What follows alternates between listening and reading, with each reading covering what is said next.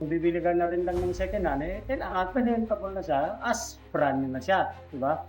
Actually, marami naman kaming option na dapat puntahan. So, yun yung nagpunta kami dito, sinilip namin kagad, sinilip ko kagad. Unang-una, tinignan ko, talagang makikita mo na okay yung mga yun. Hindi siya pabaya, kumbaga sa makalagan. So, nag-decide na ako, sinabihan ko na eto na lang talaga, balikan natin yun. Ayun, yun yung nagustuhan ko dito sa inyo. Experience naman, pakikipag-usap sa inyo, madali para sa akin dahil